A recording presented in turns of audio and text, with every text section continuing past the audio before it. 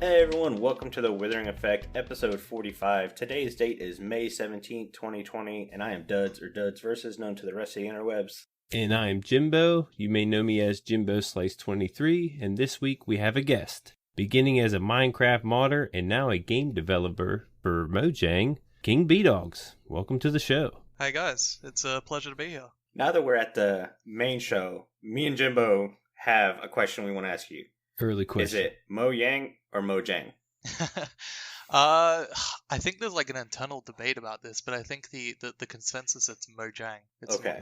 not Mojang. You would think it's Mojang, right? Because that sounds Swedish. But yeah, I mean, I call it Mojang. I'm sure there are some people in the company who call it Mojang. But I personally call it Mojang. That's for sure. Okay. Confuses me even more now. Yeah, I know. It's gonna be an eternal debate that just happens forever. Yeah, considering my name is used to call it. Considering my name is Jimbo with the J, I call it Mojang. So Jimbo. didn't want to be Yimbo from here on out. Oh, come on, Jimbo. Don't talk like that. Oh, here we go. There you go. You have started something you don't even know. Probably. Anyways, let's go ahead and talk about what we've done this week. I have not done a lot of Minecraft. I've hooked on Jedi Fallen Order from Star Wars. I have like 2 chapters left, so after this show, I'm probably getting on there and finishing the game. Then I'll jump to some Minecraft. I was designing a slime farm storage room in creative a little bit, so I'm not fully out of the loop yet, but this game it's put me in a trance. If you're a fan of the movies, this game plays like a movie. So it's like a whole new media for me to explore, and I've just been hooked. So I'm sorry I don't have a lot of Minecraft what we've done this week. I've heard that game is really good. It's so fun. Really good. That's it's made by DICE, right? It's made by Respawn. Okay, right. But they kind of work with that. I think they're using the Frostbite engine, which was designed by DICE. Right. But yeah, I don't know how to explain it. A lot of people explain it as like a Dark Souls light in the way it plays, because it does have the game difficulty sliders, and I'm playing on like the easy mode because I'm basically only playing it because if you play it like the easy mode, it focuses just on story. The enemies aren't overwhelming and stuff, so you really truly get to feel like a big and bad Jedi. So it's like, yeah, that's what I want to do. I don't want to be screaming at my computer monitors as I die for the 17th time on the same level. I'm totally immersed in that game, which stinks for my Minecraft content, but I'll be getting back to that soon. Jimbo, what have you been doing this week? A little bit of Minecraft. Last night with Carl, we jumped on there and went on the Ripple Effect server to see what we could do because we were bored. I'm trying to stay fresh for 1.16. I don't want to burn myself out ahead of time, so I'm trying to stay off the Minecraft a little bit just to, jump into it pretty good when it does start up. But yeah, because when 1.16 comes out, we're all going to be playing that like nonstop. Yeah, I got ideas, and I don't want to. Oh yeah, I know. I've been planning for the Ripple Season 3 for a month or 2 now. What about you, kingbdogz? Have you been doing anything with Minecraft you're allowed to talk about? I mean, this week in terms of work, I've been doing some bug fixing and some work on the next update. Of course, can't talk about it, but yeah, some work on the next update. In terms of like stuff outside of work, I've actually, weirdly enough, I randomly started watching videos from a YouTuber called Call Me Kevin. If you've ever watched him, he's been playing like well, not recently, but I saw some videos of him playing like old Harry Potter games from like PlayStation era, and that made me start watching like the entire Harry Potter series again. Since I haven't watched it in like 10 years or something. That was kind of cool. Like it's like a bit of a nostalgia trip. Oh yeah, and they're pretty. They're really good movies. I know that like there were some people. I remember when because I read books when I was very young, and I watched the movies as soon as they came out, and there were a lot of people that kind of were like, oh, it didn't have this part of the book, and they're not perfect movies, but they're pretty consistently great. Like they're pretty good movies. And especially for a series that is 8 movies long, I don't know if I've seen many movies or movie series that are like that consistently good. I haven't watched like all the Marvel movies. I've heard they're pretty fantastic, but I don't know. It was really cool, and I've been enjoying that. Yeah, also played Age of Empires 2. I haven't played Age of Empires 2. I played the first one, but that was a little while ago. Yeah, it's been a while. But my roommate is a huge Harry Potter fan, so I constantly hear that theme music in the background all the time. And I'm not the biggest Harry Potter fan, but even I can agree those movies, even like the first one, hold up to the test of time. Yeah, definitely. So you're watching it and it doesn't feel dated, which is what I love. I hate the most when like I'm watching a movie and I see something and I'm like, oh yeah, they don't have cell phones to call somebody to make this a lot easier. Yeah. I like the fact that also like the series grows up with the audience. Like it gets a bit darker as it goes, and that's always been really cool. 100% agree. Some guy created like Hogwarts in Minecraft. Like, right. It's just a huge map, and I've been wanting to download that and explore it just to understand the scale of it. Yeah. There's a lot of people like recreating like lots of sets of movies, or like I'm pretty sure there is someone who's like recreated Middle Earth from Lord of the Rings, which is just insane. But yeah, like just I don't know how people have that much talent and patience to create that stuff. It's just insane to me in the best possible way. Yeah, a friend of the show, Whitey Whitey, was creating a set from Lord of the Rings. I forgot which one it was. I'm not sure. Yeah, maybe one of the cities, like it's the big one with like the spiked mountain coming out the side of it. Oh, Isengard. Yeah. Wait, with the eye as well? Not well. No, I they think did the eye one at one other point too. Okay, right. Yeah, because I know the big like spiky tower is like Isengard. Whitey will just yell at us at Discord for messing it up, but I wanted to give it a shout out. This is an awesome build. What do you guys say? Let's jump into the news because we've got a lot of questions for our main topic, and then there's not a ton of news, even though what me and Jimbo wrote down is a lot. So this week we have Snapshot 20W20A and B. B was just a bug fix, I think, for a game crash. Yeah. But 20A added the game mode switcher debug menu and some more Nether advancements. Now, I saw in your Twitter you were showing off the game mode switcher. That's just hold F3 and tap F4 to, I guess, cycle through the different game modes. Yeah, and then it has kind of like a remembering feature where it remembers a past game mode you had. Now, how did that come about? Did you guys just constantly get aggravated accidentally switching into creative mode when you're trying to do something else like we do? Yeah, pretty much. In particular, when we were working on the piglins, one of our developers, Henrik, he wanted to be able to quickly switch between spectator and survival. And because of that, we started working on some sort of solution to switch game modes easy. And I just there was one day where I was like, I'm just going to prototype this. And so I prototyped a sort of GUI feature. And of course, in the past, like I've worked on a mod called Orbis, where I've got some experience like working on this sort of like I guess extra creative solutions. So I felt like maybe I'd have some experience in trying to solve that problem, and I think it came out pretty well. It seems to be pretty positive across the board from players. Yeah, I like it. I definitely think it's one of those. Sorry, throat's just full of morning voice. It's one of those quality of life updates that it's not this big, huge thing, but it's one of these small things that when you've been using it for a year, you're like, man, how did I ever not use this? Yeah, definitely. I'm already thinking now, the amount of times I would go to a spot and then I'd have to type in spectator mode so I could take a thumbnail shot for a video or something. Now I can just quick tap, take my screenshot and then tap back in. It's going to be an awesome change. I mean, even just thinking like before spectator mode existed, like that's crazy. Like, yeah, there's definitely. I would love to see if we can squeeze in more of those little things, like in the future as we develop the game, just like more quality of life things, because sometimes it can be hard to develop them because they take away time in development from like the content additions, but still I think they're important and they add a lot to the game, especially again for like content creators and map makers. Yeah. But it's the fact that you guys do these things that keeps Minecraft around. I mean, think about it. It's probably one of the oldest games to still be at the top of the games list. Yeah. So these little quality of lives, they're awesome changes. Yeah, definitely. It's very, very interesting. Like, I don't even say this in a bad way, but I remember like years ago when I was playing Minecraft, I was like wondering like, how long is this gonna last? Like, how long are people gonna stay interested in this game? Even like only 5 years ago, and it doesn't seem to be dwindling. People really love this game, and like, I mean, that's obviously awesome, both for me as a developer and even as a player. But it's always interesting trying to think of like, why do people love this game so much? And I mean, hopefully it's because we put a lot of effort into maintaining it and making sure it's still a fun and fresh game.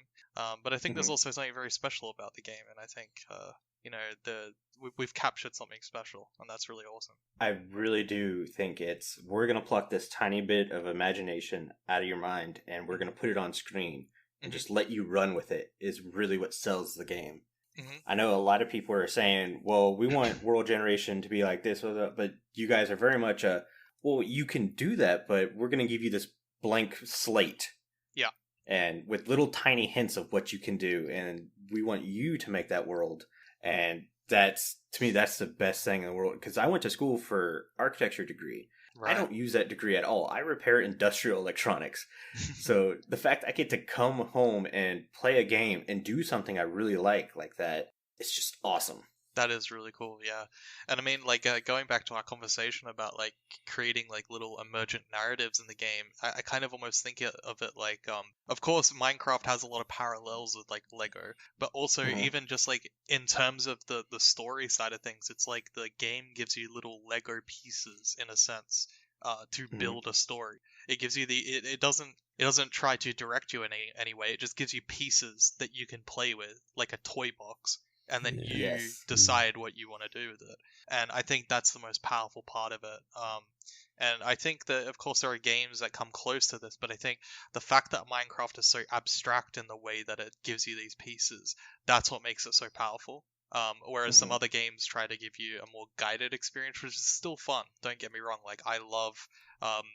I'm like I was explaining before, I love storytelling games. I love games that are like almost on rails where they just tell you a good story. And I love that.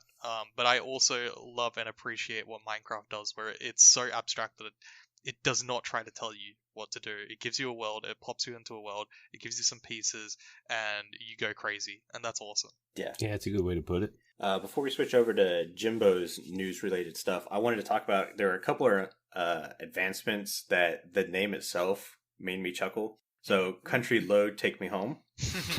Using the compass on a lodestone. What? By the way, lodestone's now my new beautiful favorite block. That's even awesome, though it's going to be a pain to decorate with it. But I love how it gives you a 3D texture while still being 2D. Right. And the fact, I live in North Carolina, so if you yell country road, somebody's going to yell back, take me home. Granted, we're not in West Virginia, but we're close enough where it happens. I'm pretty close to West Virginia. Yeah, Jimbo's right on the other side of the river. Right across the river. Yeah, in Ohio.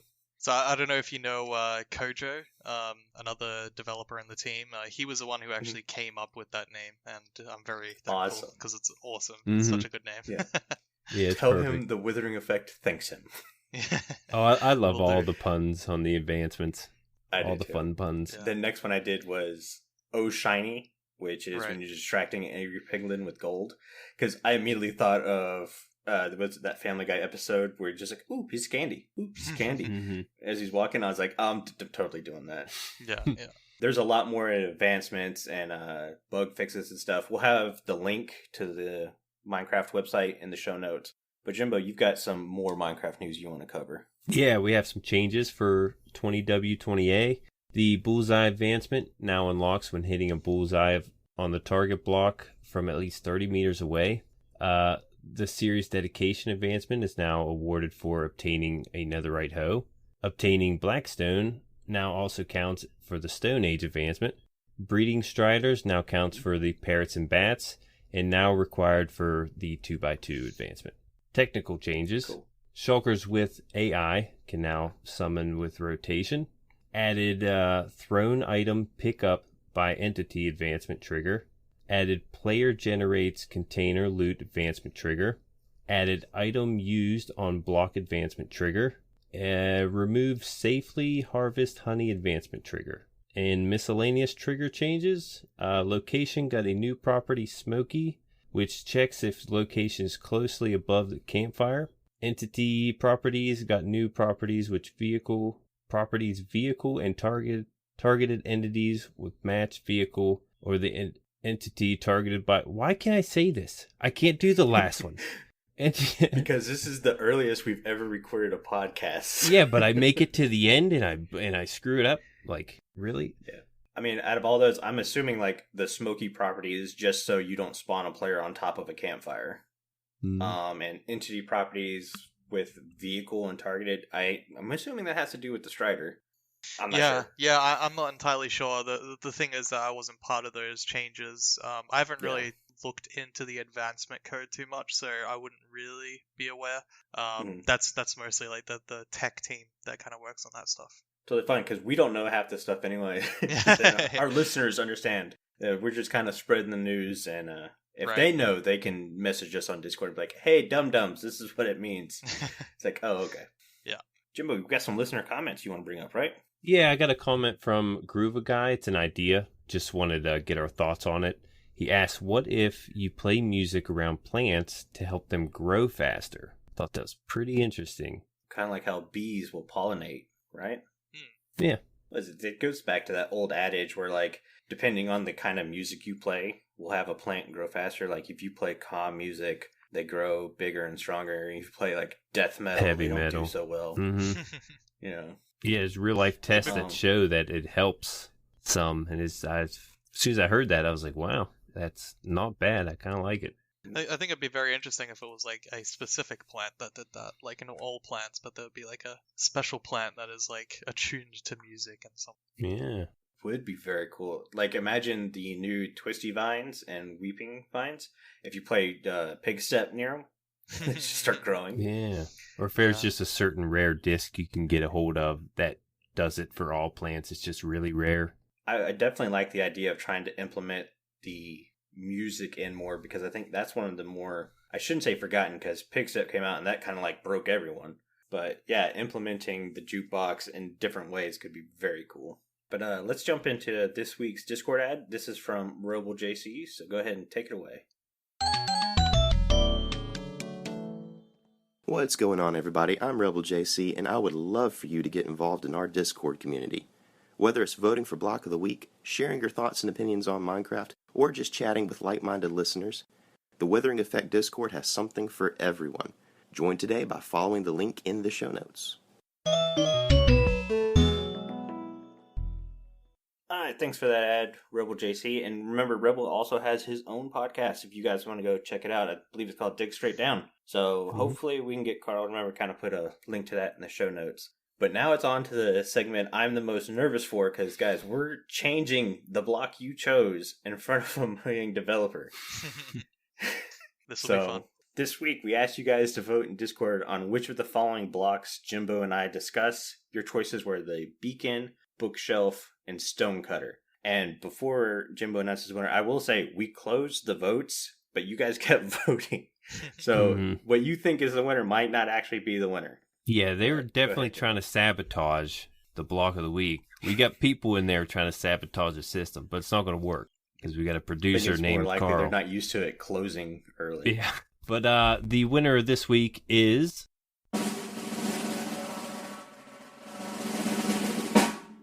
Bookshelf. Congratulations, Bookshelf. It's actually rooting for the Bookshelf because there's a lot of changes that can be implemented. But before we get to the changes, I have a few things about the Bookshelf. It is crafted with any type of wood. It takes 6 wood planks and 3 books. It's found naturally in villages, woodland mansions, and strongholds. And in the stronghold library, there could be up to 233 bookshelves, which I did not know that. Jeez. Yeah, that's a lot of bookshelves. Me either. It can be mined with Silk Touch, preferably with an axe. But without Silk Touch, it will drop 3 books instead of the bookshelf itself. And primarily serves to enhance enchanting with any enchantment table. All right, so the improvements. My easy first thing that came to mind was bookshelves should hold books. Mm-hmm. Should be a specific chest for books. And I thought that's obvious, and how would that affect other parts of the game? And I realized it could be really cool. So if you have a bookshelf GUI maybe you have a spot at the top for just 3 normal books that you would craft bookshelves with, and this would allow enchanting setups to kind of be dialable without having to do any kind of crazy redstone. You can just kind of take those books in and out as you needed, and that would allow that, but also have maybe like a chest GUI underneath it where you could store your enchanted books. Maybe you could also have the amount of books determine the texture that would show up on the outside of the bookshelf. So like if your bookshelf's empty, just an empty texture, there's no books on it. Mm-hmm. And I thought maybe the way furnaces work, how they know once it's smelting, it changes to the fire glow texture. Yep. Maybe that could be done with bookshelves. Carl also mentioned that being able to use different wood types to change the way bookshelves look so they didn't all look oak would be a cool thing too, and I kind of agree. What do you think, kingbdogz? How abstract are we? I like the idea of like the book, like based on the slot that it's in, it actually changes the visuals. That'd be pretty cool. Like, cause especially for builders, right? Especially if you could potentially change the cover of the book in some way, so you could like change the visuals of it when you place it inside the bookshelf. Yeah, maybe what is it? The fire protection book is a red book, right? On the texture. Yeah, that'd be very cool. And I also, I mean, I've always been a fan of like, it would be cool if like the different wood types gave you different visuals. There is a debate there though. It's like for example, you know, with chests, like if the different wood type affected the visuals of it, would it get? I don't think it would, but the question is, would it get confusing? It's like, oh, is this a special type of chest? But no, actually, it's just a normal chest. It just has different visuals. So it's like, it's a question of is mechanics more important than the visuals? Because of course you have like ender chests and they have a different visual because they represent a different mechanic. But yeah, I don't know. Like, I don't know the answer to that, but that is one of the challenges when it comes to like having different visual variations with different wood types. Something like doors, they don't really. I don't think the problem is as overt because they all relatively act the same. Whereas something like chests, ender chests, and normal chests, very different. So yeah, it's a thought, but it is cool. I would love personally to have different colored bookshelves. It'd be really cool. Yeah, another issue with those different type of bookshelves is you couldn't mix and match the wood to create a bookshelf. You'd have to have that one type. Exactly. Very true. And we know like that building an enchantment setup, that's something you start almost day one. So you're just grabbing whatever wood you have around you. That went better than I thought. We didn't get called dummies. Not at all. Cool ideas. But now let's get into the chunk of our show, and that's going to be straight up questions for you. We got a lot of people who asked a lot of different questions. So what we're going to try to do is we're going to try to get through at least one question for everyone and see where we are on time. If we're still good on time, we'll keep asking questions. If we're late in the show and we need to go ahead and wrap it up, we do have the post show for our Patreon exclusive. Now, this pre and post show and our first half stack are all free to everyone. We want you to kind of get the feel and see if it's worth you guys giving any kind of money to access these shows. We don't want you to feel like you're getting stuck behind a paywall. So we want to make sure you guys like this stuff before we get too far into it. And we'll save some questions afterwards for that. Like, I've got one that's not Minecraft related I really want to talk about. So, Jimbo, do you have a question you want to talk about first? Yeah, I'm going to start off with, how did you become familiar with coding? Yeah, I mean, it's sort of a weird self-fulfilling prophecy because I basically learned programming from Minecraft. I think I was probably like 13 or 14, and I started making mods for Minecraft. The first mod that I ever made was a mod called Minecraft Advanced originally, and that ended up being called King's Mods. But that basically added like just a bunch of random things. Like it added like sand creepers, added giant creepers, baby creepers. It added obsidian tools, dragon tools, added dragons in the nether. It added red dragons, hellhounds. Yeah. Yeah, it was basically back then, like as a kid, you just like, what is cool? And then you just add it. Like, I didn't really think about like design or anything. I was just like, this is awesome. I want obsidian tools. And obsidian tools are basically, they worked like stone tools in terms of like efficiency. But they they would last forever. They never broke. So they could mine as fast as stone tools, but never broke. So that was kind of cool, and that was interesting. Yeah. There was also like other weird mechanics, like runes that you could throw. So you could make like stone runes, and it would like you would throw them, and it would create a cobblestone where it landed. I don't know why, but it was just me messing around with things. But yeah, like basically, it just ended up being me one day finding a tutorial on how to decompile Minecraft, which sounds scarier than it is, but basically it's just Minecraft is made in Java, and when you compile the game, there is something called an obfuscation process where they obfuscate the names of the code. So something called, like, let's say Snowball would end up being called A. So you wouldn't know what it is at all. Like you could decompile the code, and then you could see the code, but it would just be A. So okay, what is this A? And then what happened is the Minecraft community and the modding community came together to create something called a deobfuscation map, where essentially every version it would see, okay, I think that this thing called A is actually a snowball. So then it had a mapping which would go A to snowball. And then you would go through a deobfuscation process, which was like automated script that would pretty much change all those names into something that was readable for you. And so there was a whole bunch of tools that were made to basically do this, where you would just kind of hit a button and it would decompile the game, it would deobfuscate it, and then you could edit the code, and then you could re-obfuscate it in order to actually play it in the game. So yeah, so that was a tool that I used to just deobfuscate it and look through the code, and I just basically saw like, hey, I see that there's like a chicken here, and it seems that it drops feathers when it dies because it's in like a death method or something, and I just changed feathers to diamonds, and I changed like the number from like 1 to 9,000, and so my first quote-unquote mod was a chicken dropping like 9,000 diamonds, and that was fun. Sweet. I bet. Yeah, and yeah, from there I didn't know anything about programming. I didn't know what anything was. I just saw like the name Diamond, and I saw a number, and I just changed things, and I kept changing things. I never really looked up like an official tutorial on like how to program until like much later, like years later. And yeah, I just kept iterating, kept learning by myself, and then eventually I started working on the Aether mod, and Which is crazy, by the way. Yeah, thank you.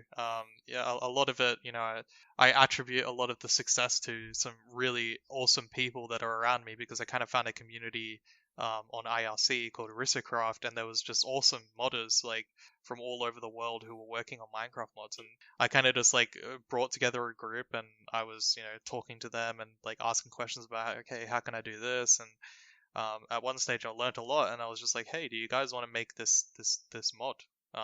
And then we made the Aether.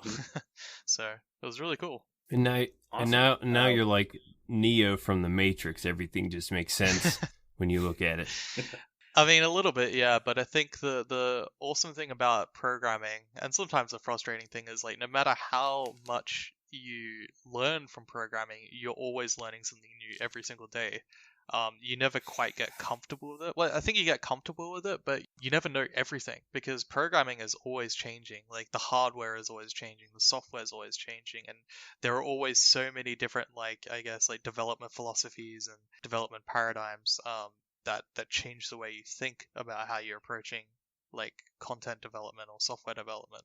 So you do get comfortable, you do get a lot of experience, and I think in some senses like you learn how to solve a lot of problems, but there are so many problems in software development, so it's impossible to know everything, which I think can be really exciting, because it means that every time you're working on it, you're learning something new, and that's fun. Yeah, cool. Moving on, this one kind of leads to your tweet that we ended up doing a show about, and Omni is asking, which boss fight is your favorite? That is a tough question. I think in the end, the Ender Dragon is my favorite. I wouldn't call it a very strong fight in terms of like design. I think it's good. Like, don't get me wrong. I think that there are improvements to be made, obviously. But I think what I really like about the Ender Dragon fight is that it uses the environment to its advantage in terms of the design. Like, you have these like obsidian columns, and you gotta like shoot the crystals, and it has something to it that is not just constantly attack the boss until it dies. It's something more. And of course you got like the Endermen everywhere, and they kind of pose like a bit of a challenge, like, oh, you gotta avoid looking at them. And then of course, like, you can't forget, even though it's not part of the fight itself, but just the context of the fight, the fact that you go into the end and then you see the end poem after. There's something much more impactful about that entire fight than something like the Wither, which is still awesome, but it doesn't, to me, have the same impact as something like the Ender Dragon. I really think that is a very strong fight, and it has a lot going for it. I agree. I like how the external forces around you are also dictating the fight. Like when I fought the Ender Dragon recently on my single player world, I just planned on spawning next to the platform right next to the island. It turns out I was like 40 blocks away. Right. And I was like, man, I'm glad I remembered to bring Ender Pearls just to get onto the main fight. It's like there was already something I needed to be prepared for before I even fought the dragon. Yeah. Yeah, the Void is definitely something to look out for too, just to get to the dragon. Yeah, it's a very imposing environment. And it's not something you're used to. Like, you don't really get exposed to the Void unless you're like in creative mode or something. So if you're just playing in survival for the first time, and you see like, okay, there's literally just darkness below me. That's terrifying for the first time. So that's really cool. I really, really like it. Oh no, it's terrifying the 50th time too. Don't worry about that. Oh yeah, definitely. Yeah. I don't know how many times I've got a pinky cramp trying to build an Enderman farm over the Void. Jim, what's your next question? Is there a certain part of the game that you're working on, or that you work with, or do you get to get involved everywhere? So I think the philosophy in general in the development team, at least the gameplay team, is that you in general get to work on the things that you're most passionate about. But it changes. Like, you kind of have like hats, I guess, like metaphorically, where it's like, okay, this week I'm going to put on the bug fixing hat. And that's my job this week. And then maybe midway through, you're like, okay, well, actually, I got to do some prototyping, so I'm going to switch to the prototyping hat, and I'm going to try and work on that. But when it comes to like content development, if you're super passionate about something, like I was quite passionate about the idea of the Strider, as long as like that passion is seen and no one else, like, I guess, has a conflicting interest of working on it, we're very happy to let people in the team work on things that they love. And I think that creates some of the best content. So that's really awesome. I really like that. I agree, because now you're not forced about working on something you're like 50-50 on. You're working on something you're like, yes, this can work, and I'm going to show you guys how. And I love the fact that they just kind of are free will. Like, you know what? You have an idea, go for it. Let's see how it turns out. Breaks up the monotony a little bit. Yeah, that too. There's definitely a culture of like prototyping in general. Like, if you have an idea, unless like there's deadlines or things are coming to a head, maybe we have to work on some things. In general, if you have an idea, we're very happy for us to prototype that and just like see how it works. And if it doesn't work, that's fine. We learned something. But we're not opposed to it. That's what I really like about both the role and the company in general is very open with like, let's try ideas. Let's see if this works. And if it doesn't work, it's not a loss. It's a win. Awesome. Kind of leading off of that, we've got a question from J-Man who goes, what aspect of the game has been the hardest to develop for? I think anything related to the quote unquote like tech community. A lot of like mob farms and things surrounding that that's a part of the community that I wasn't very exposed to in the past, because even in my mods that I made, they were very like adventure focused and like combat focused and exploration and all these sort of things. And it's like, I never even really, used Redstone. Like, that's not my play style. And outside of Redstone, I definitely never built a mob farm. That's just not something I did. And it's not a part of the community that I was exposed to either. So I didn't understand them.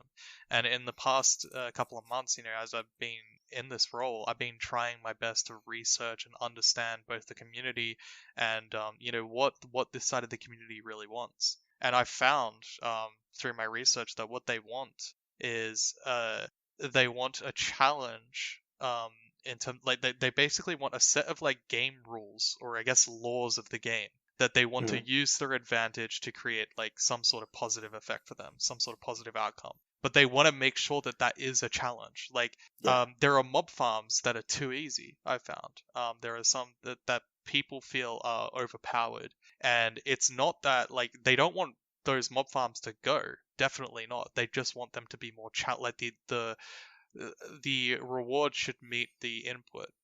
So the challenge of building that farm should be greater in order to match that output of like how much items you get or how much reward you get from it.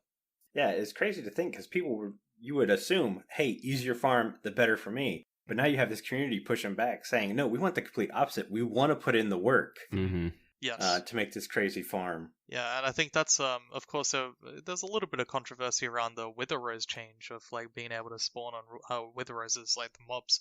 But I think in general most people have just said like, hey, this is the right change because it made farms too simple. Like you basically had the same solution for every single farm, and that wasn't fun for them. That's not a challenge. It's not it doesn't really like it doesn't make your brain tick in any way. And I think that's what this community, that part of the community wants. They want fun puzzles to solve. And if you just give them the answers, that's not fun at all. Yeah, that's been really interesting. It's been really tough because again, it's just not my playstyle, and it's not something that I'm necessarily interested in like on a personal level as a player, but I think that has been both challenging and really rewarding to understand them and figure out what they want.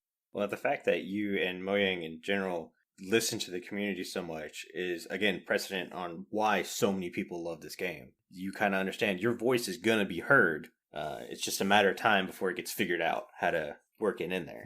Yeah, and I think in general, like there is sometimes, I guess, the idea floating around that Mojang doesn't listen to players, but you would be amazed how much we do listen. I will, like, every single snapshot I go onto YouTube and I look into newest of like that snapshot, like Minecraft Nether update or whatever, and I will watch like so much. I will watch people who only have like 3 subscribers, and I will just listen to every single person. Sometimes it's too much. Like sometimes I should just like relax and not get too crazy into it, right? But there is a balance, and I think just the fact that I'm willing to listen to everyone, not just the big content creators, just everyone that I can, because I really want to understand what players like and dislike about the snapshot, or what the general sentiment is. This is really useful information for me to make the game better. That's awesome. Yeah. Jimbo, you got another question? Yeah, I got a question from the noobs. Are there any mechanics currently in the game that you would like to change or remove? That's interesting. Phantoms would be the top one. I think I'm not a big fan of how beds work. The biggest problem that I like beds as a concept. I think the problem that I have with it is that, you always skip night now, and it's been like that for years, of course. And it's kind of part of the game, and I think it would be really risky to change it. But what I don't like, especially with Phantoms, now that they were introduced, is that it's like now that Phantoms are in, you're even more encouraged to never experience the night. Like you always should sleep. There's just no downside, or sorry, there's no upside to venturing out and like braving the night. You get no reward from it. You're better off just sleeping. And I really, really heavily dislike that. I think it's it doesn't make sense. The game should encourage players to step out of their comfort zone and reward them from stepping out of their comfort zone. But none of that happens with beds, and none of that definitely happens with Phantoms. So there's something deeply wrong there. I don't know if it will ever solve it. I mean, I'm sure we'll definitely eventually address Phantoms in some way. I think that will happen. The question is when. It could take a long time. Yeah, I just think something's wrong there. And like, I love exploration, and I think that I think the fact that there are certain parts of the game that like kind of inhibit you from really engrossing yourself in the exploration is a bit concerning to me. Like even the fact that with beds, you're constrained to one location, and if you sleep, like let's say you venture out and then you sleep, you lose track of your base. So of course, I guess you could argue now with lodestones that's solved a little bit, because you can have a lodestone at your base and then you can sleep somewhere else and then return to your base. But I still think it's not enough, because if you're traveling, let's say 10,000 blocks away from your base, is it really reasonable for us to ask a player to have a base like that far away, venture out, and then come back like actually walk all the way back there, even with horses. It just doesn't make a whole lot of sense to me. I do think that it should be challenging to travel. It should be challenging to explore, but I think the reward should be extremely great. And I think there's a lot of little mechanics everywhere that could be tweaked to make that more interesting. You hit on two things perfectly for my single player world. Early on, what I would do is I'd stay up at night and I'd hunt mobs just for the XP so I could get enchanting going. But the second I knew a phantom was getting ready to spawn, I slept through the night and I went, oh man, that's a wasted night to get XP. So I agree. And I've always thought phantoms would be cool as kind of like a replacement for bats. If everyone keeps saying cave update, well, if there was a cave update, imagine like phantoms being like having their own temple or whatever in there, and you'd have to fight phantoms off in there. I always thought that was good and cool. And number two is the long travel. Well, in this world, I've tried to stay out of the Nether as possible because I know the Nether update's coming and I want it to be fresh for that. So my rule is I have to travel to a destination on land and then travel back without dying. And if I could get to my location and back without dying, I'd set up a command block that would allow me to teleport to that location and back. Yeah. And there were a couple times I was going over 5,000 blocks and I was like, I don't have an elytra yet. This is ridiculous. Yeah. I missed Nether travel. And that's a problem. Like, you have to essentially cheat your way just to have a fun experience. And I don't think that's right. I think that's a failure on our part. I don't think it's like such a severe problem that the game is not fun. I just think that it is something that I would urge for us to look into at one point, because I think there is something that we can improve there. And with the phantoms, I love the way they look. I think they're a really cool looking mob. I think they deserve to have something that is really fun around them, or at least give you this like amazing reward for like challenging yourself against them. It's just not there yet, and hopefully eventually we can look into it. Again, definitely no promises.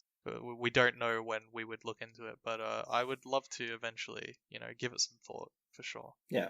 Before you get on to your question, I just wanted to mention how, on multiplayer servers, we always add the data pack for one person sleep to where none of us have to go through the night. And I think your take is very interesting of how, it does take a lot away from the game, not going through the night. And that challenge of getting your work done with that, that issue being at night. Yeah. So I think like the ideal outcome of this would be that you can still perfectly like skip the night completely. But I think that players should be rewarded for not skipping the night. I think that would be the ideal situation, because then at least those players who don't like the night, like they just think it's scary or it's boring, it's like, yes, skip it. We have no problem with you doing that. But if you challenge yourself and you do go out in the night, you'll get something really interesting. Yeah, I like that. I think that'd be cool. I like that too. I got a question from Agent Paint. Might have been better a little earlier, but how often do community suggestions and feedback get discussed when developing an update? Probably a lot more than you might imagine. We pretty much, every single snapshot, we compile together as much feedback as we can. And we have like discussions pretty much every morning on a work day, just like, hey, this person said this, they felt like this was, could be improved, or they said, oh, this was actually super fun and we really enjoyed it. We look at the feedback almost consistently, like constantly. And even myself, like I said, like not necessarily everyone does this, but I know that quite a lot of people in the team, after a snapshot, they'll go out and watch YouTube videos, they'll listen to community members, they'll ask questions on Twitter, they read through Twitter threads, they'll watch streams. We're always watching. You might not see us, but we're always watching and we're always listening. And even though the feedback might not be addressed immediately, it might take, it could take a really long time, we're always discussing these solutions. But of course, with so many requests from the community and with so many different takes on the game, we can't do everything. It's just not possible. So we have to prioritize, okay, this one is going to add the most to the game, and this one is going to have like, the most positive outcomes to the game. So that's kind of how we prioritize. We know we can't do everything, so we make sure that we address the things that add the most or resolve the most. Awesome. Yeah. Jimbo, you're up. Has there been a project or projects that you've been so motivated to get to that you just couldn't wait? It doesn't necessarily have to be at Mojang, because we know we've only been there since January. and you've had the Aether mods and the Orbis mods. Yeah, I mean, I guess I'll answer this in two ways. I think like outside of Mojang, it would definitely be Orbis. That was definitely one of my most like the biggest passion project I've ever worked on. It is not as popular as the Aether, of course, and that's mostly down to the fact I just didn't finish it. But it's the technology behind it is really, really interesting and really cool, and how like it could change the way that developers make content for like mods or anything. So it's really cool. I really like that, and the fact that it empowers artists to basically create procedural content with no coding at all. Like that's awesome. But in terms of inside Mojang, I guess there's something that I'm working on now that I can't talk about. That I have been very excited for, like extremely excited for. So cool. Yeah, stuff is happening. Well, I can't wait to figure out what you're excited for. Yeah. Speaking of the Orbis mod, I'm not sure if this is like when I saw what your Orbis mod was, I immediately thought of the way bastions were being created. Is there any link to that at all, or is it just a happy coincidence that they're both dealing with procedurally generated dungeons and stuff? There's no link. The bastions use something called jigsaws in the game. I don't think the community really interacts with jigsaw stuff much, but it does something quite similar. But the thing that Orbis does very different is that Orbis allows you to basically create like procedural content within, let's say, a room very, very quickly, and you can do it without any programming whatsoever. Whereas something like Bastions, it is done in like, you know, in Minecraft blocks and everything, and you kind of create like a structure file, but it's still quite a lot of programming surrounding it to make sure that it places correctly in the world and everything. Orbis is much more like you just create a structure and it just works, like it just generates in the world naturally. And that's like the upside of that. So yeah, that's a difference in technology, but in terms of like, I guess the outcome, yeah, very similar. I mean, they're both procedurally generated solutions. And I didn't work on the Bastions, that was Kojo, but he did a fantastic job. Like it's from what I'm aware, the biggest procedurally generated structure in the game, and it came like the effort into making it such a varied structure that, you know, and it just has so much going for it. It's a controversial structure because I know like there are some people like, oh, it's too ruined. Like I feel like I wish I could see it like less ruined, but I still think that for the goal of that structure, it came out extremely well. Yeah, I like the look of it and the different variations. There's different types of them. Yeah, it's like every time you walk into one, it's new to you. It's like a maze. Yeah. So. Yeah, definitely. Jimbo, you got another one? Yeah, do you think there's been a tangible shift towards prioritizing Bedrock for the parity? Yeah, I think I think this stuff was happening before I joined, but I think definitely since I've joined, like we've focused a lot more on ensuring that there is like great parity between the two different platforms. And even myself, I am actually working on Bedrock and Java at the same time. Cool. I implemented the Striders with another Bedrock developer on Bedrock while also implementing it in Java, which was like fantastic. So cool. I've never actually programmed in C++ before that. Like never learned C++ at all, and that was really cool to be able to learn a new programming language to work on that platform and collaborate with that team.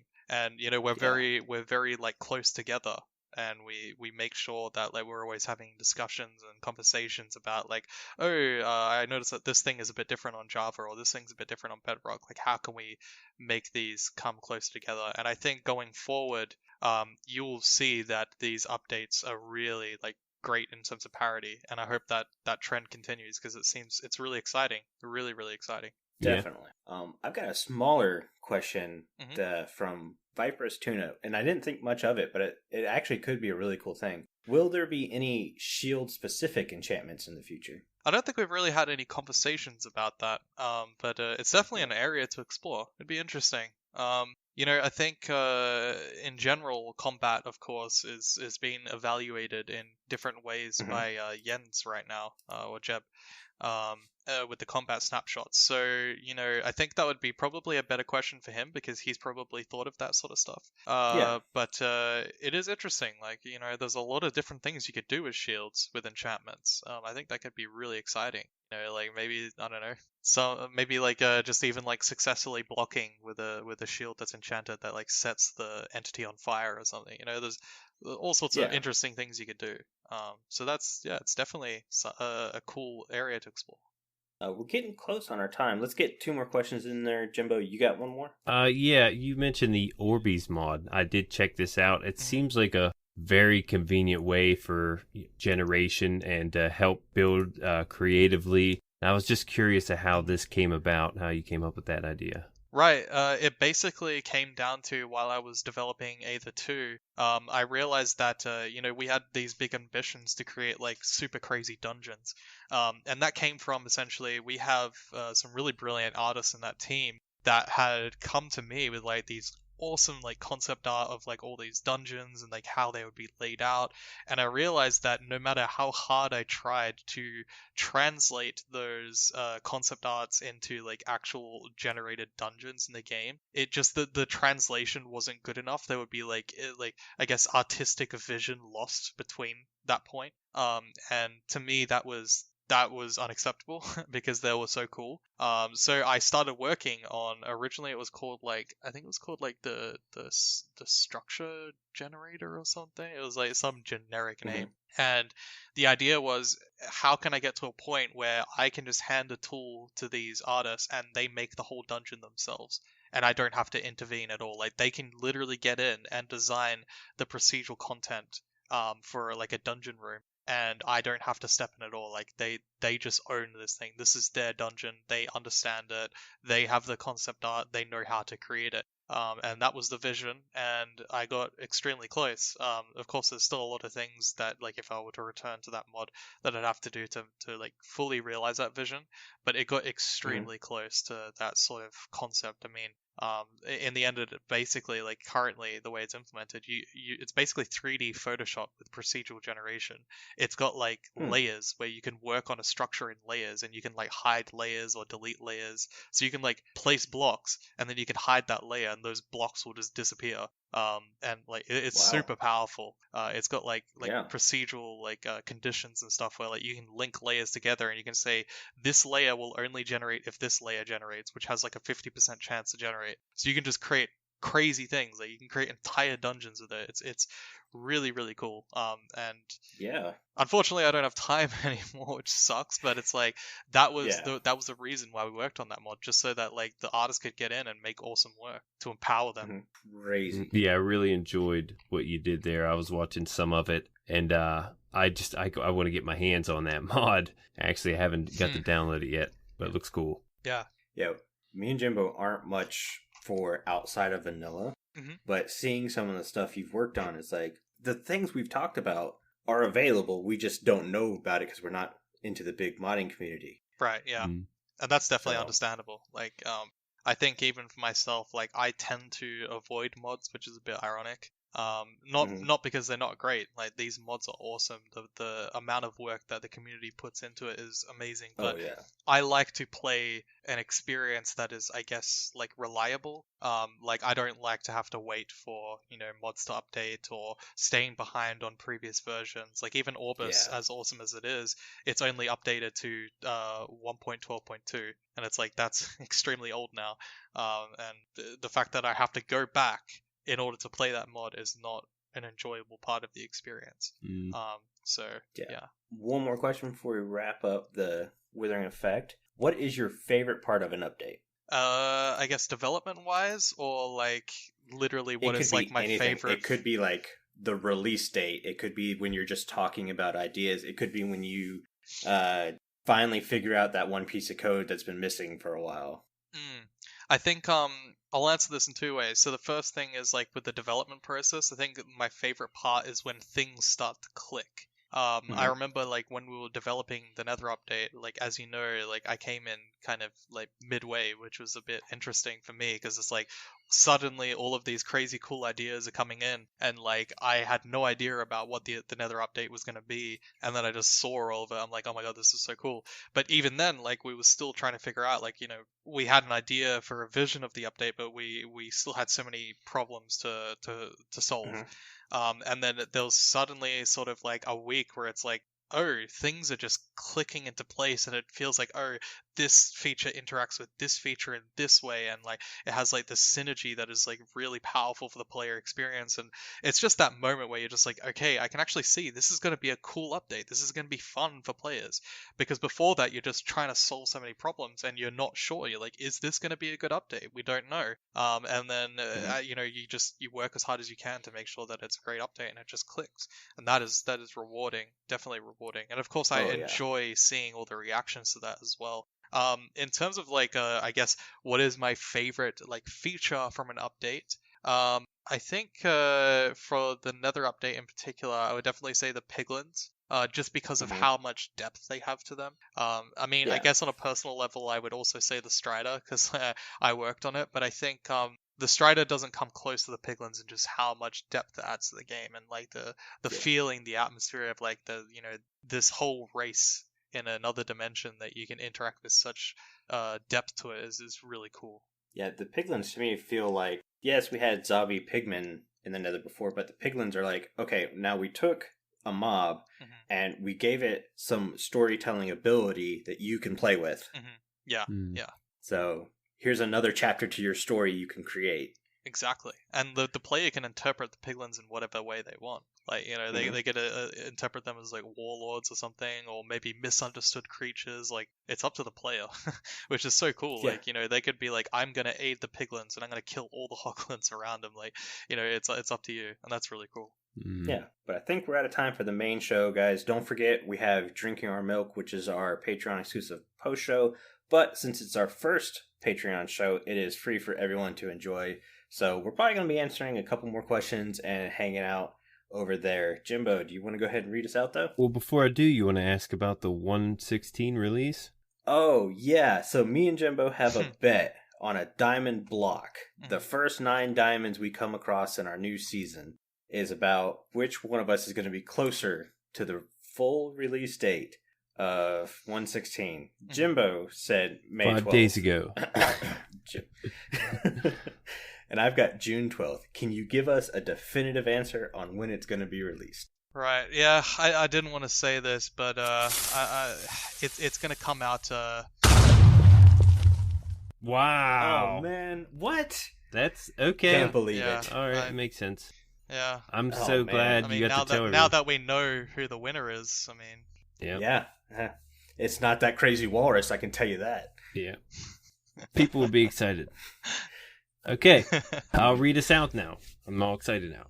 If you like the show, you could share it with all your friends and on social media. If you listen on Spotify, follow us. If you listen on Apple Podcasts, leave us a nice review. Doing any of these helps the show reach out to more listeners. If you'd like to get in contact with us, send an email to podcast@rippleeffectsmp.com. Tweet us, leave a voice message, or join our Discord, where you can have a chat with everyone who works on the show and fellow listeners. All the links are in the show notes.